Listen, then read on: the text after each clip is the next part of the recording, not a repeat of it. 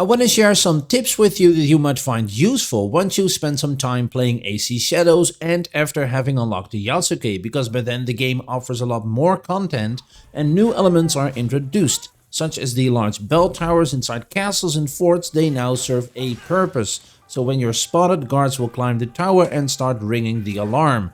Then these guardians will show up, who are tougher enemies overall, but I found a build that can deal with them quite easily. Of course, the best way to avoid this situation entirely is to sabotage all the bells first, or when you see a guard climbing the tower, you can throw a kunai or shuriken at him to knock him down. But in case you do end up fighting guardians, then focusing on burning through their large health pools as fast as possible is necessary to avoid getting pinned down and killed. So I tested this Naoe build a couple of times and I have to say it works like a charm. Let me show you the abilities, the gear, the engravings and where to get it all in case you haven't found some of these items yet. First, you'll need to unlock and equip the Guard Breaker ability. The ranged guardians will have armor, so we need to cut through it fast. And secondly, we'll use the tidal wave ability to quickly close the gap so they switch to a katana. You'll need to unlock the lightning kicks ability, which will knock enemies down so you can perform a ground attack. Ground attacks can hit hard, as you can see, so you'll want to maximize their damage.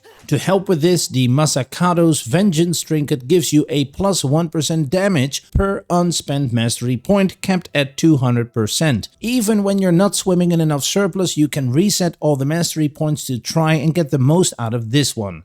Now I use the plus 50% damage on next hit after using abilities as a second engraving. You can find the trinket here in Ishibutani's Kofun in the Yamato region here. Bloodshade is the primary weapon here because it applies the blood affliction that isn't lost over time, and this will help to get some more damage in, along with an engraving for some extra affliction buildup with posture attacks.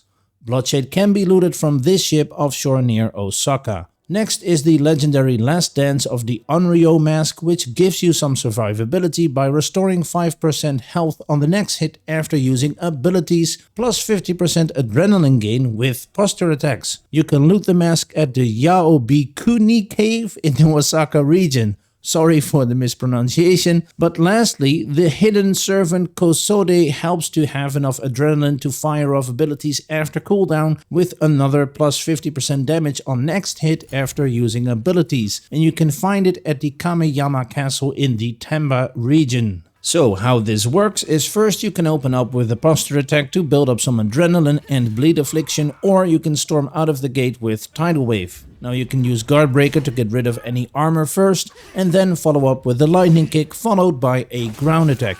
Now you can see the ground attack can do a lot of damage because of the two engravings that each give plus 50% damage after using lightning kicks. And the more unspent mastery points you have, the stronger this attack gets. And while you're hitting enemies with posture attacks and the hits from the Guard Breaker, the bleeding affliction will help in parallel to bring enemies down even faster. You probably already noticed that enemies ringing the bell also tags your current character as being wanted in your current region, meaning you'll be attacked on-site by guards even outside of restricted areas such as forts or castles. Now at the end of a season this will be automatically reset, but being attacked on-site can become quite annoying, so to reset it before a seasonal transition you can go to the map and you can clear the alert by using 2 scouts. On the topic of scouts, after following the main storyline and building a study in your hideout, you'll have a total of 6 scout slots, but you can actually increase this to 9 by completing 3 different quests. The first quest is the Pirate Alliance, which you can pick up at the message board near Tsuruga Port or from Shido the Biwa Master near the Shaifukiji Temple.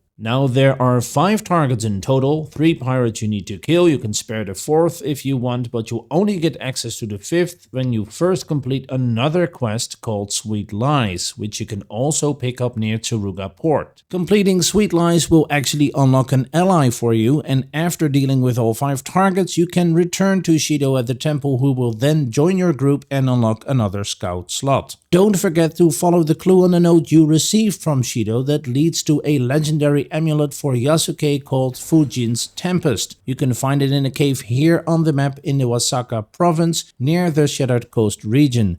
This is actually a good amulet if you want to make a sport out of being wanted in every region, giving you an extra 90% damage. You'll probably be familiar with the second quest to some extent already, which is called T-Balls for Rikyu. In a previous video of mine, I mentioned this quest already, which you unlock right around when you unlock Yasuke, because it can reward you with the Tea Room, a building for your hideout that will increase your rations healing by 20%, which is great. Now, to get the Tea Room, you only need to return 1 out of 7 required items, but when you give the Tea Master all 7, he will unlock another scout slot for you by joining your group. Now, you can buy 6 of the bowls from different ornament vendors across the map. In no particular order, you need to go to Sakai, Azuchi, Sakamoto, Kamayama, Obama, and Kyoto. Before I show you where the 7th bowl can be found, please be aware that this is a spoiler for one of the targets from the main story Shinbakufu Objective Circle. If you don't want to watch this, then you should skip ahead to the next chapter to avoid seeing something you want to experience for yourself. To give you a couple of extra seconds, if you've enjoyed the video so far, give it a like and subscribe, then I'll do my very best to bring you more tips and tricks and reviews of open world and strategy games. So here we go. The last one is a reward after you kill the Wise, also known as the monk Hokkyo Yoken from the Shinbakufu Objective Circle. Return to the Tea Master, where you will be invited to a tea ceremony, and you are given the choice to invite either friends or enemies. Now, unless you already killed all the enemies relevant for this quest, then the game will skip the choice and automatically go with friends instead. Here you'll want to choose invite friends, because in the end it's the only choice where Rikyu ends up joining your group and unlocking another scout slot. The final additional scout slot can be unlocked by defeating Yaigu Munetushi, which is one of the main targets in the side quest Nobutsuna's students, which can be started here in Azuchi. In addition to the tea room, you can unlock another room for your hideout to boost your ration's healing power with, called the Zashiki, which is a reward for killing the first target of the Iron Hand Guild side quest, and you can start it here in Sakai after unlocking Yasuke. After you kill Merchant Tamao, you'll be given the room, but also from here it's real easy to complete the entire quest because you have a straight lead on the location of the leader Iron Hand himself, who can be found here in the Fukuchiyama Castle. Of course, you can also choose to go after all the other individual targets to not miss any of their epic weapon drops and XP, but this shortcut is the fastest way to complete the quest and get the Fujin's Tempest trinket for Naoe, which gives you an extra 10% damage per alerted province. Now, another quest that had me puzzled was one of the data fragment missions that states you need to complete the tournament first, without any clues as to when and where to complete it. But the short and sweet solution to this is you have to kill or spare any combination of 7 of these Shinbakufu targets. If you then travel back to your hideout, you'll find the quest giver right outside the hideout's entrance. You then need to go over here on the map and kill 5 bosses, and after completing the quest, you can now complete this particular data fragment mission every rotation. If you're familiar with my channel, then you know I always encourage people to share their tips with the rest of the community. So if you happen to know any cool tips yourself that I haven't mentioned in this or any of my previous videos, then be sure to let me know in the comments, and you might just see your own name in a community collab video. Now, I'll be working on a review for AC Shadows after I finished my entire playthrough, so subscribe if you feel you might enjoy watching my take on the game after a very thorough playthrough, but you also have more content on other open world and strategy games to look forward to. Now, as always guys, thanks for watching, and to all subscribers for being part of the channel. I hope to see you in the next video. See you later guys.